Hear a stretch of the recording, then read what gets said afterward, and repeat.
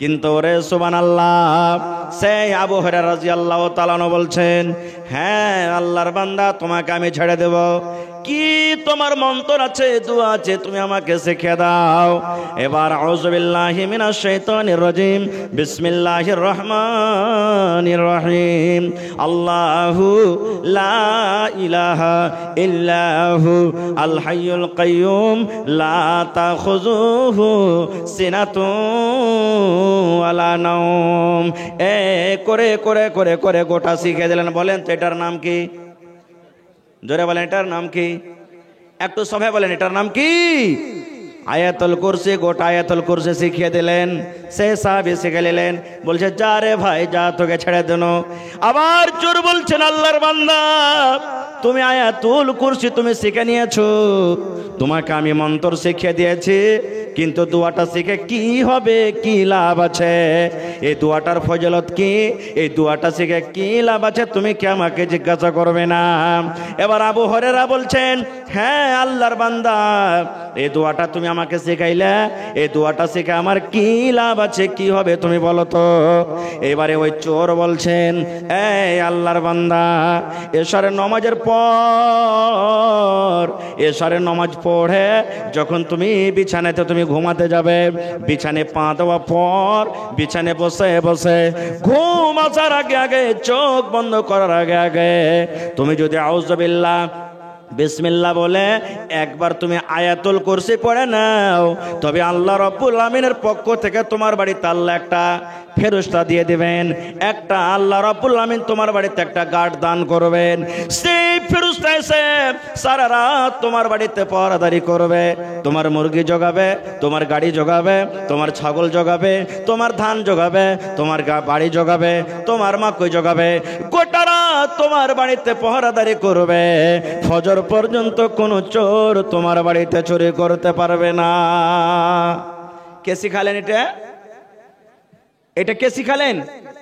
শয়তান। কে শিখালেন? চোর একটা শিখালেন। সুবহানাল্লাহ, মাল চুরি করতে এসে। এবার হযরত আবু হুরায়রা রাদিয়াল্লাহু তাআলা আনহু শিকার পর বলছেন, যা ভাই যা, তুই এত দামি দোয়া শিখিয়ে দিলি আমাকে, যা তুই বাড়ি চলে যা। চলে গেলেন। ভোর হয়েছে। আল্লাহ রাসূল বলছেন, আবু হুরায়রা, চোর চুরি করতে আসেনি? বলছে, হুজুর চোর তো এসেছিল চুরি করতে। তো রাসূল বলছেন যে তোমাকে যে বলেছিলাম ধরে নিয়ে আসতে, কই? বলছে, হুজুর একটা আমাকে দোয়া শেখালছে, তো আমি ওকে ছেড়ে দিয়েছি তার বদলাতে। বলছে, কি দোয়া? এবার আবু হুরায়রা বললেন, আল্লাহ রাসূল গো, ওই চোরকে ধরে আপনার দরবারে নিয়ে আসছিলাম। এবার চোর আমাকে বলতে লাগলো, ও আবু হুরায়রা, যদি তোমাকে আমি একটা মন্ত্র একটা দোয়া শিখিয়ে দিয়ে বলো, তুমি আমাকে ছাড়বে কিনা? এবার আমাকে এই দোয়াটা শিখালছেন, আল্লাহু লা ইলাহা ইল্লাহু আল হাইয়ুল কাইয়ুম লা তাখুযুহু সিনাতুন ওয়ালা নাওম। এই করে করে করে করে করে করে গোটা আয়াতুল কুরসি শুনিয়ে দিলেন। এবার রাসূল বলছেন, আবু হুরায়রা, তারপর ওই চোর কি বলেছে? এবারে আবু হুরায়রা বলছেন, নবী গো, ওই চোর এই কথাটা বলেছেন, ও আল্লাহর বান্দা, যখন তুমি এশারের নামাজের পর বিছানায় যখন তুমি ঘুমাতে যাবে, বিছানায় ঘুমার আগে আগে, চোখটা তোমার বন্ধ হওয়ার আগে আগে তুমি যদি একবার আউযু বিল্লাহ বিসমিল্লাহ বলে এই আয়াতুল কুরসি তুমি পড়িতে পারো, আল্লাহ রাব্বুল আলামিনের পক্ষ থেকে তোমার বাড়িতে আল্লাহ একটা ফেরেশতা দান করবেন, একটা পাহারাদার আসবেন। ওই ফেরেশতা এসে গোটা রাত তোমার বাড়িতে পাহারাদারি করবে, তোমার গরু জগাবে, তোমার উট জগাবে, তোমার ঘোড়া জগাবে, তোমার ছাগল জগাবে, তোমার মুরগি জগাবে, গোটা রাত তোমার বাড়িতে পাহারাদারি করবে। কোন চোর তোমার বাড়িতে চুরি করতে পারবে না। এবার রাসূল বলছেন, শয়তান ঠিকই বলেছে। রাসূল কি বলছেন? ওই চোর ঠিকই বলেছেন, চোর যেটা কথা বলেছে সব ঠিকই বলেছেন। নবী সাহেব ওটাকে তাসদিক করে নিলেন। এবারে রাসূল বলছেন, আবু হুরায়রা, 3 রাত থেকে যে তোমার কাছে মাল চুরি করতে আসে, ওইটাকে তুমি চিনো কে? ওইটা তো হযরত আবু হুরায়রা বলছেন, হুজুর ওইটা কে? একটা চোর, মাল চুরি করতে আসে, এটা একটা চোর। যখন কথাটা বলা, আল্লাহ রাসূল বললেন, না রে খ্যাপা না, ওইটা চোর নয়, যাকা শয়তান, ওইটা শয়তান রে, ওইটা শয়তান। 3 দিন থেকে মানুষের রূপে তোমার কাছে আছে, 3 দিন থেকে মাল চুরি করতে আছে, ওইটা চোর নয় রে, ওইটা হলো শয়তান। এবার হযরত আবু হুরায়রা বলছেন, নবীজি শয়তান এত দামি কথা জানে, শয়তান এত ভালো কথা জানে, শয়তানের কাছে এত ইলম আছে, এতখানি পড়ালেখা, এত দামি জিনিস বলে গেলেন। এবার রাসূল বলেন, হ্যাঁ শয়তান ভালো কথা জানে, কিন্তু শয়তান ভালো কথা মানে না। শয়তান কোরআনকে জানে, কিন্তু শয়তান কোরআনের কথা মানে না। শয়তান আল্লাহকে জানে, কিন্তু শয়তান আল্লাহর কথা মানে না। আপনি ভালো কথা জানেন, আপনি ভালো কথা মানেন, আপনি আল্লাহকে জানেন, আপনি আল্লাহর কথা মানেন, আপনি কোরআনকে জানেন, আপনি কোরআনের কথা মানেন।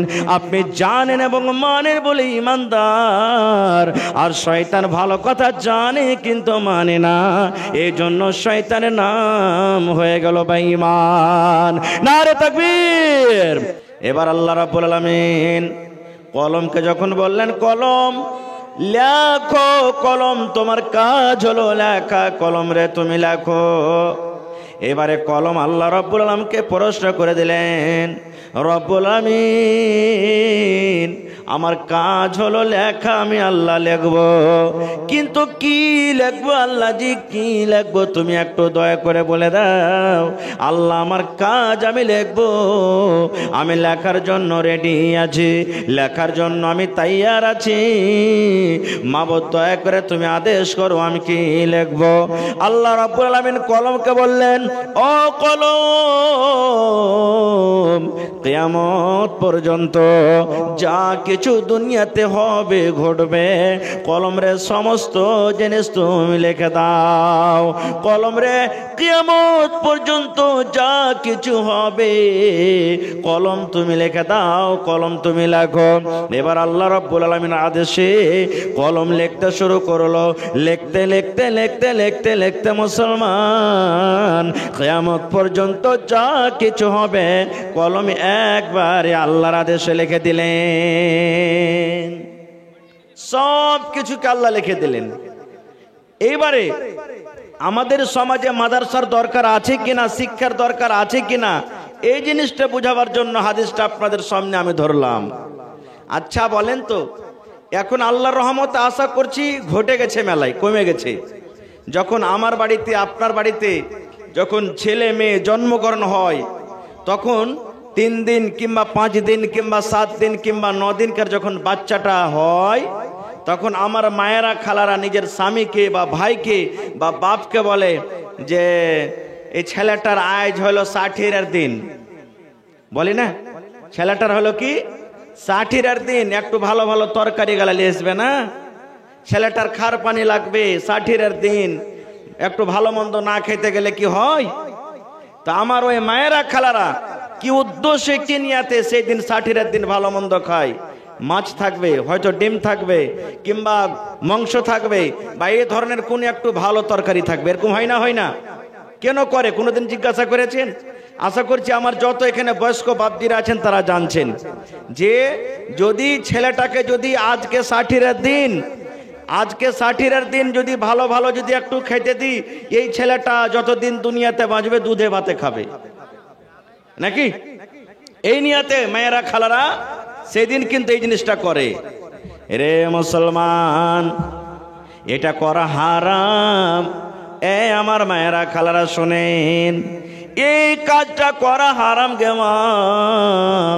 আপনার ছেলের বয়স 3 দিনকার হয়ে গেল, আপনার ছেলের বয়সটা 5 দিনকার হয়ে গেল, আপনার ছেলের বয়সটা 9 দিনকার হয়ে গেল।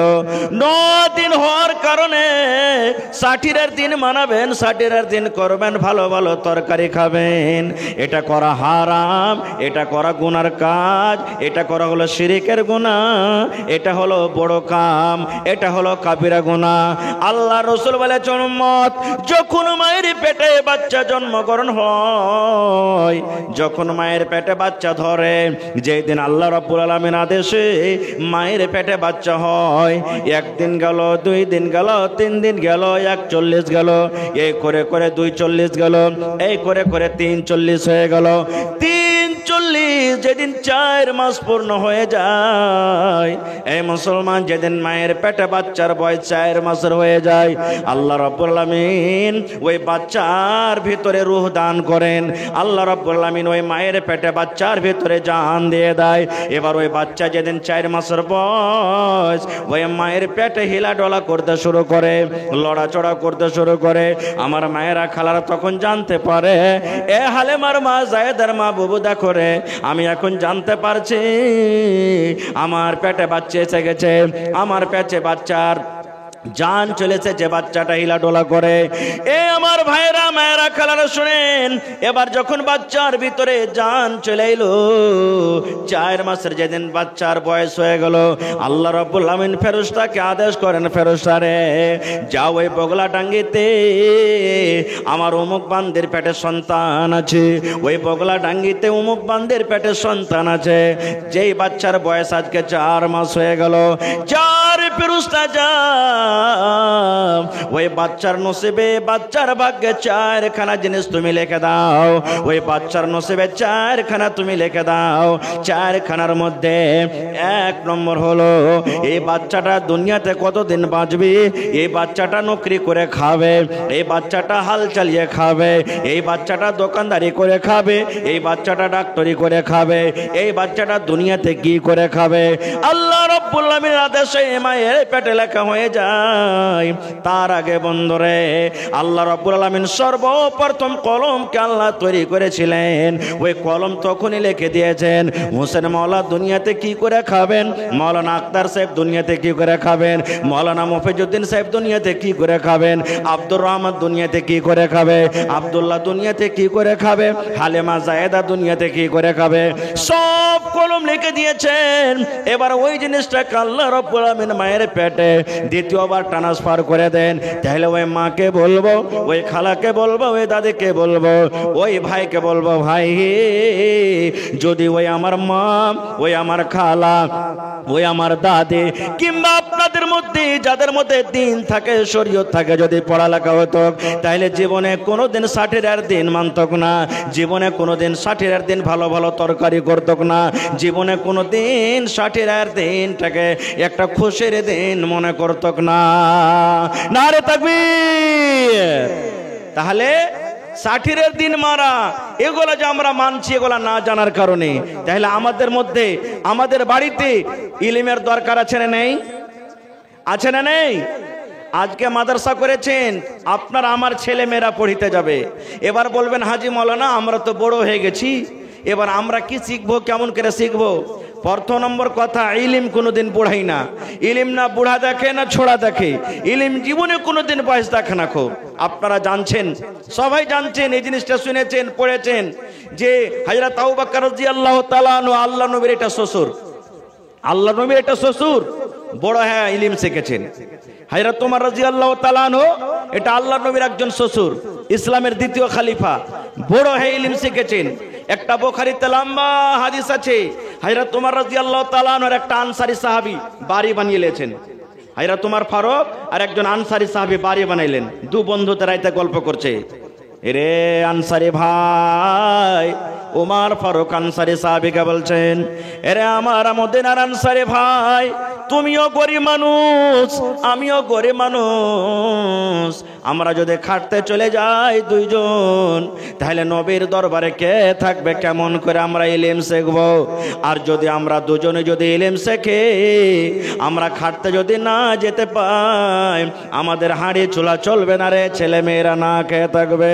হযরত ওমর রাদিয়াল্লাহু তাআলা আনহু ওই সাহাবীকে বলছেন, ভাই রে, একদিন তুমি ইলম শিখতে যাবে, নবীর দরবারে থাকবে, একদিন আমি মাঠে কামে চলে যাব, সারাদিন কাম কাজ করার পর যা মজুরি পাবো, যা আমি টাকা পাবো, অর্ধেক আমার বাড়িতে আমার ছেলে মেয়ের জন্য রাখবো, আর অর্ধেক মজুরি তোমাকে আমি দিয়ে দেবো তোমার ছেলে মেয়ের জন্য।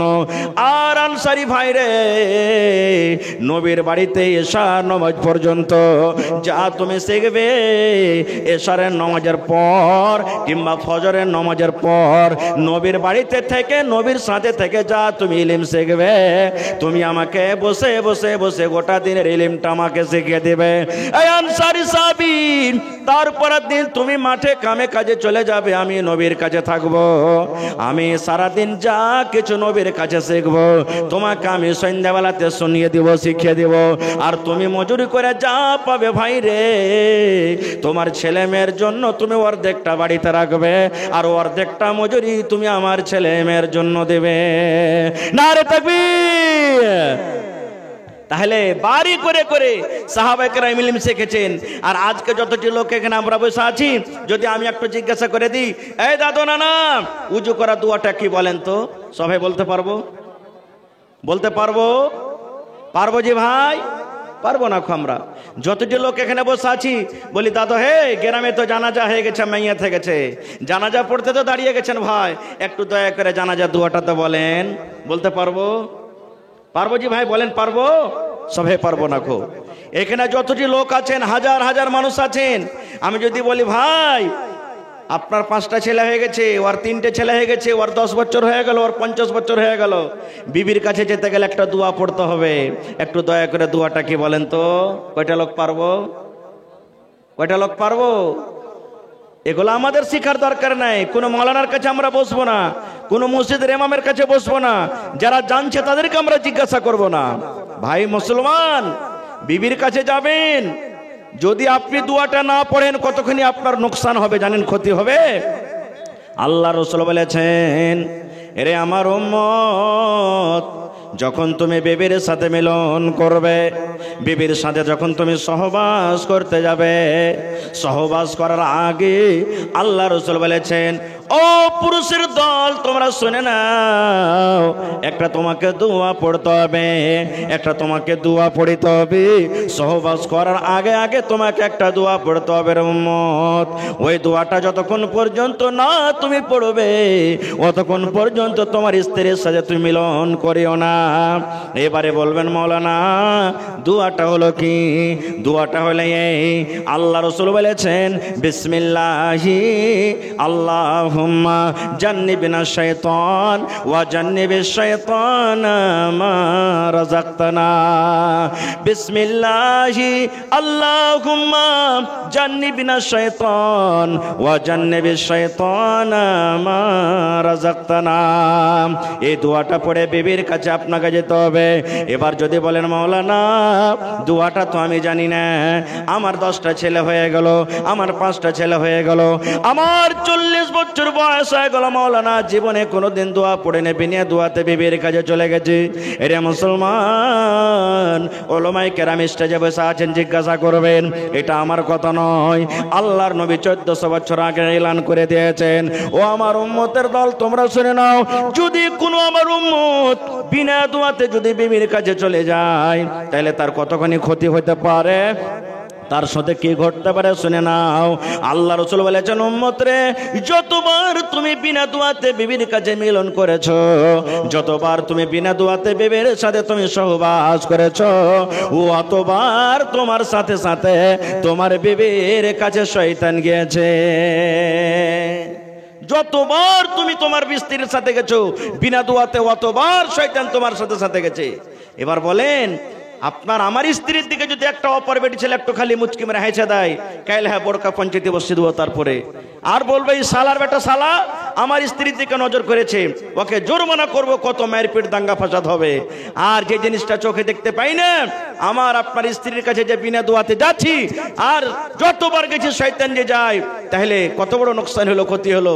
এই জিনিসটা কোথায় আপনি শিখবেন? কার কাছে শিখবেন? একটা মৌলানার কাছে, একটা মাদ্রাসাতে আপনি শিখবেন। তাহলে মাদ্রাসার দরকার আছে না নেই? আগেকার দেখবেন আমার মায়েরা খালারা, এখন তো আল্লাহর রহমতে বানাত হয়েছে, মাদ্রাসা হয়েছে, পড়ালেখা করে মেলে আল্লাহর রহমতে সুধরে গেছে। না হলে আগেকার মা খালারা আমারও, আমরা যখন ছোট ছিলাম আমাদের মায়েরা আমার সাথে করেছে, আপনাদের সাথে করেছেন।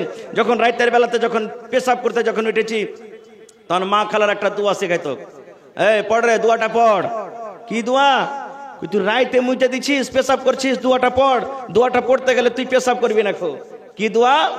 1 বাত্তা 2 বাত্তা 3 বাত্তা, ঘর সত্তা বাহির মত্তা। পড়তো না পড়তো না বলেন? যদি ছেলেটা যদি নিন্দের চোখে না পড়তো, মরা বিছানা মুছে পড়বি না। 1 বাত্তা 2 বাত্তা 3 বাত্তা, ঘর সত্তা বাহির মত্তা। এটা হাদিসের কথা। রে সুবহানাল্লাহ। ওই মা যদি পড়ালেখা থাকতো, ওই মা যদি আল্লাহর কোরআন পড়তো, নবীর হাদিস পড়তো, ওই মা যদি মাদ্রাসাতে পড়ালেখা করতো, তাহলে ওই মা জীবনে বেটাকে 1 বাত্তা 2 বাত্তা শেখাতো না। ওই মা বেটাকে বলতো, বেটা রে, আল্লাহর নবীর হাদিস আছে রে বেটা, যখন তুমি পেশাব পায়খানাতে বসবে, পেশাব পায়খানাতে যাবে রে তখন তোমাকে এই দোয়া পড়িতে হবে, বিসমিল্লাহি আল্লাহুম্মা ইন্নী আউযু বিকা মিনাল খুবুসি ওয়াল খাবাইস। এই দোয়া ওই মা শিখাতেন। আরে ভাই, ইলমের কতখানি মর্যাদা পাওয়ার জানেন? মানুষ তো মানুষ, সুবহানাল্লাহ। শয়তানও খুব বড় আলিম ছিল। বলবেন কেমন করে যে মৌলানা? বাস আমি ওয়াজ করব না আজ আপনাদের সামনে, আল্লাহ বাচ্চা রাখে ইনশাআল্লাহ বিষয় নিয়ে বলবো। একটা হাদিস আর বলে দিই আপনার সামনে। আল্লাহ নবীর জামানাতে বাইতুল মাল জমা হইতো। বাইতুল মাল বুঝেন? বাইতুল মাল সরকারি মাল, যেমন জাকাতের মাল হলো, যাও হলো, কিশমিশ হলো, খাজর হলো, এগুলা বাইতুল মাল সরকারি মাল জমা হইতো। আজ থেকে 10 বছর 15 বছর আগে মাঠে যদি ধান কেটে যদি আপনারা ফেলে রেখেছেন তো জোগাতে হইতো নাকি? জোগালছেন না জোগাননি বলে? এখন তো আল্লাহর রহমতে চোর কমে গেছে নাকি? হ্যাঁ, তো বাইতুল মাল জমা হয়ে গেছে। বুখারী শরীফের হাদিস। আল্লাহ রাসূল আপনারা যেমন বসে আছেন, সাহাবীরা বলছেন, হ্যাঁ গো, এই বাইতুল মালের পহরাদারি কে করবে তোমাদের মধ্যে আজ রাত্রে বলো তো? তা আবু হুরায়রা রাদিয়াল্লাহু তাআলা আনহু একজন সাহাবী, ওর নাম আসলে আব্দুর রহমান, কিন্তু হাদিসের পাতাতে আবু হুরায়রা। আবু হুরায়রা কেন হলো ইনশাআল্লাহ কোনদিন বলবো। তা আবু হুরায়রা সাহাবী বলছেন, হুজুর আমি মালের পহরাদারি করব। বলে ঠিক আছে থাকো। মালের কাছে আছেন, মাল জোগাইছেন রাতের বেলাতে। এই জোগাইতে জোগাইতে একটা চোর রাইতে মাল চুরি করতে এসে আর বোরাতে খাজুর কিশমিশ যা ছিল ভরতে শুরু করেছে। এবার এই সাহাবী আবু হুরায়রা মাল জোগাইছেন, যার করে গপ করে হাত কান দিলেন, যাই, আরে আমি মাল জোগাচ্ছি, তোর এত বড় সাহস যা আমার চোখের সামনে তুই মাল চুরি করছিস? তখন চোরটা কানতে লাগলো আর খুব একবারে কোকতে মিনতি করতে লাগলো, ভাই বাড়িতে ছোট ছোট বাচ্চা সব ছেলেরা ভোকের জ্বালাতে কাঁদছে, সহ্য না করতে পেরে ভাই চুরি করতে এসি, আর আসবো না ভাই, ছেড়ে দাও। তখন হযরত আবু হুরায়রা রাদিয়াল্লাহু তাআলা আনহু আল্লাহ রাসূলের সাহাবী বলছেন, আসবে না তো? না তো না। বলে ঠিক আছে, ওয়াদা করলে আসিও না, তোমাকে আজ ছেড়ে দিলাম। কই না না, আসবো না, ছেড়ে দাও। ছেড়ে দিলেন। ভোর হইল, ফজর নামাজ পড়ে আল্লাহ রাসূল বলছেন, আবু হুরায়রা রাইতে তোমার সাথে কি ঘটেছে? মানে আল্লাহ তাআলা ওকে জানিয়ে দিয়েছেন নবীকে ফেরেশতা দ্বারা, জিবরিল আমিন তাকে ওহী করে দিয়েছেন। বলছেন, হুজুর চোর এসেছিল একটা চুরি করতে, আর ও আমার সাথে ওয়াদা করেছে যে আর আসবো না চুরি করতে। আল্লাহ রাসূল বলছেন, আবু হুরায়রা আল্লাহর কসম করে বলি, ওই চোর আজ রাত্র চুরি করতে আসবে। কি বলছেন? আজ রাত্র চুরি করতে আসবে। তখন হযরত আবু হুরায়রা বলছেন, হুজুর ও তো আমার সাথে ওয়াদা করেছে আসবো না। বলছে, আর আমি নবী, আমি না বলছি যে আসবে? তা আসবে। নবীর কথার পরে বিশ্বাস সাহাবায়ে কেরাম কতখানি করতে অন্য অন্য হাদিস দ্বারা বুঝতে পারবেন, আমি ওদিকে যাব না। এবার হযরত আবু হুরায়রা রাদিয়াল্লাহু তাআলা আনহু বসে আছেন, ঠিক কিছুক্ষণ রাত হয়েছে, আবার চোর চুরি করতে চলিস, আবার পড়ার ভিতরে মাল ভরতে শুরু করেছে, টোনাতে বাঁধতে শুরু করেছে, হাত কান ধরে লেচেলে বলছে, এই তুমি যে গত রাত্রে বলেছো আর মাল চুরি করতে আসবো না, আর তুমি আজ রাত্র চুরি করতে এসেছো, ব্যাপারটা কি? তোমার কত বড় সাহস? সেই দিনে কিন্তু খুব একবারে জোড়াতে মিনতি করতে লাগলো, ভাই আমার ছেলে মেয়েরা না খেয়ে আছে, সহ্য না করতে পারছি ভাই, তখন মাল চুরি করতে এসেছি ভাই, হে আর আসবো না, ছেড়ে দে। আসবে না তো? না তো না, সেই জন্য ছেড়ে দিলেন। আবার নবী সকালবেলাতে বলছেন, আবু হুরায়রা চোর আসেনি? বলছে, হুজুর চোর তো এসেছিল, কিন্তু তার ময়ে দেখে তাকে ছেড়ে দিয়েছি। এবার নবী যে বললেন, ওরে আমার সাহাবে, যে চোর দূরাত থেকে মাল চুরি করতে আসে, আজকে তোমার মাল চুরি করতে আসবে রে, আজকে আসবে। তুমি আজকে মালের ভালো করে পহরাদারি করিও, সে চোর আজ রাত্র তোমার মাল চুরি করতে আসবে। হযরত আবু হুরায়রা বলছেন, হুজুর ও যে আমার সাথে ওয়াদা করেছে আসবো না, বলছে আরে আসবে, আমি বলছি আসবে, কিন্তু হ্যাঁ শোনো আজকে 3 নম্বর রাত হবে, ওকে যখন ধরবে তো ছাড়িও না, আমার দরবারে ধরে নেসিও, চোরকে ছাড়িও না, আমার দরবারে তাকে টেনে আনবে। বলছে ঠিক আছে। ঠিক 3য় রাতে আবার মাল চুরি করতে চলেছে। হযরত আবু হুরায়রা রাদিয়াল্লাহু তাআলা আনহু সেদিন কিন্তু তাকে ধরে নিয়েছেন। বলছেন খব্বিস, তুমি 3 রাত থেকে আমাকে ফাঁকি দিছো, আইতে তোমাকে ছাড়বো না, নবীর দরবারে তোমাকে ধরে নিয়ে যাব, আই তোমাকে ছাড়া হবে না খো। এবার দেখেন চোর কত হুঁশিয়ার বুদ্ধি আর কতখানি পড়ালেখা। এবার চোর বলছেন, ও আল্লাহর নবীর সাহাবী শুনে নাও, তুমি আমাকে নবীর দরবারে ধরে নিয়ে যাবে, আমি চোর মাল চুরি করতে এসেছি, নবী আমার হাত কেটে নেবেন, আমার হাত কাটা পড়ে যাবে, কারণ যারা চুরি করে শরীয়তের ফয়সালা, যারা চুরি করে তাদের হাত কাটা পড়ে। এই আল্লাহ নবীর সাহাবী শুনে নাও, যদি তোমাকে একটা দোয়া শিখিয়ে দিই, তোমাকে আমি একটা মন্ত্র শিখিয়ে দিই, তোমাকে যদি আমি একটা দোয়া শিখিয়ে দিই, তাহলে ওই দোয়া শেখার বিনিময়ে তুমি আমাকে রেহাই করবে কি করবে না? ওই দোয়া শেখার কারণে তুমি আমাকে ছাড়বে কি ছাড়বে না বলো? এই যুগেকার যদি আমরা মানুষ হইতাম আর চোর ধরা পড়তো কিরকম, তো কি বলতাম?